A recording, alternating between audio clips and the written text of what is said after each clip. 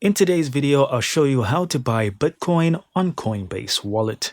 Alright, so here we are on Coinbase Wallet, also known as Base. And what we want to do is just click on the buy button right on the top here. Now we need to change our network from Ethereum to Bitcoin. And notice that the minimum here that I can buy is 10,000 Rand. So this is not really the best way to go about buying Bitcoin. Make sure that your pay with is set to bank transfer, though that's the only option I have. And when you're ready, hit continue to payment. Now here I'll just hit continue so I can go to Yellow Card, yours may be MoonPay or another payment processor.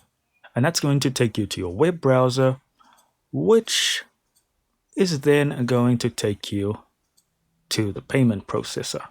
And here you will see an order summary, and this will have all your fees involved. And then you just want to hit continue. Now from there, they are going to ask you for your email address. You're going to input your email address and then wait for a mail from them. And you'll be able to continue from that mail. They will probably run you through some KYC processes and then ask you for your card details. And that's all there is to it, guys. Thank you so much for watching. Do consider liking and subscribing, and I'll see you in the next video.